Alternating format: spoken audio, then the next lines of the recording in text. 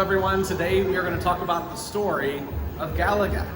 Galaga is an incredibly popular game. You've most likely played it. It's one of those top 10, maybe even top 5 arcade games that pretty much everyone has played. Whether you grew up in the golden ages of the arcades, or whether you didn't, whether you're a gamer or not a gamer, you most likely have played Galaga or seen some of its spin-off versions. So Galaga has an interesting and fascinating story to it. In 1978, a company called Taito released a game called Space Invaders. Space Invaders is accredited to being the arcade game that started the golden age of the arcades. There was a few games before Space Invaders, such as like Pong, Space War, but Pong was really the first game that was commercially available, and it was like the wood in the fire, and then Space Invaders was the spark that lit the fire.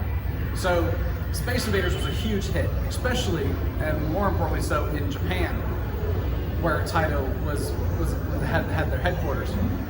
The game Space Invaders was so popular that legend has it that they had the Japanese version of a quarter was in short supply because so many people were pumping them into Space Invaders machines. So the company called Midway, a year later, had created the game Pac-Man. Pac-Man is another one of those games that you most likely have played whether you're a gamer or not.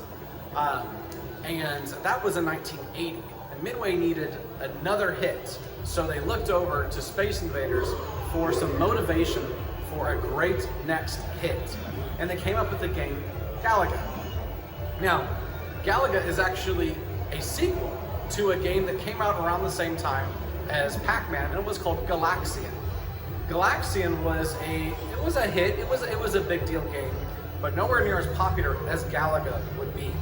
And the main reason for this was Galaga didn't have to be necessarily first, but it had to be better.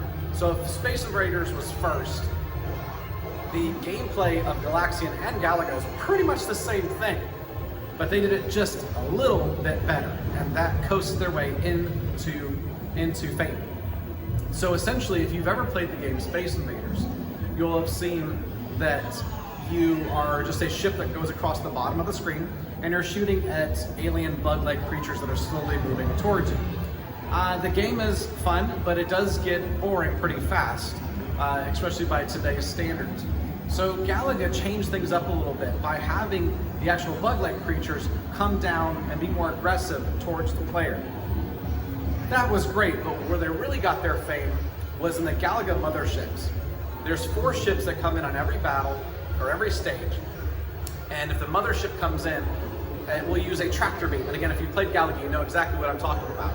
And the tractor beam is surprisingly a good thing, even though you lose a character.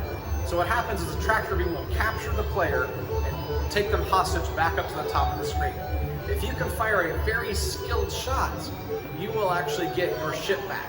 So you don't just simply gain an extra life, now you have 2 ships at the exact same time. And you can lay waste to the enemy waves as they come in now that you have double the firepower. This was a big deal at the time because for the most part, there wasn't a lot of strategy when it came to the early 80s as far as video games go. You can kind of pick up on the patterns and develop things like that. But one thing that was unique about Galaga was the ability to actually implement a strategy. Mind you, to keep a very good eye on if you had 1 life left or 0 lives left, completely dictated your strategy. Arguments would break out in arcades as far as what's the best strategy to use for Galaga, which made it very quickly a very, very popular game that would eventually surpass even Pac-Man itself.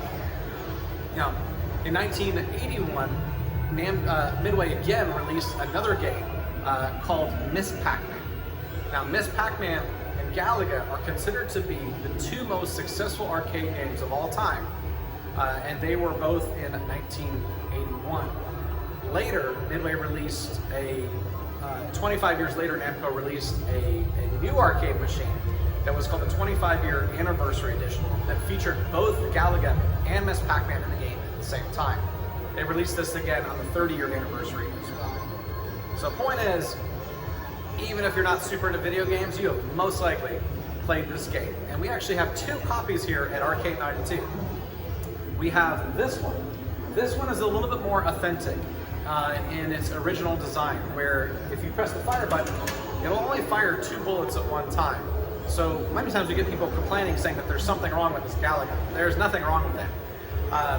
What most of us are accustomed to is later, and this actually happened in Miss Pac-Man as well, a speed-up chip was added to both the games. And in the case of Galaga, it enabled you to fire at a very rapid pace. Essentially, as fast as you could push the button, the more the bullets would fly out. So a lot of us played only that speed-up chip version and don't know that the slower version actually exists. But again, here at Arcade 92, we have both. So we have this one right here, which is the one without the speed-up chip. It's a little more authentic. And then we have one in the back corner over there as well that does have a speed-up chip. It's probably a little more familiar with what you've played with in the past.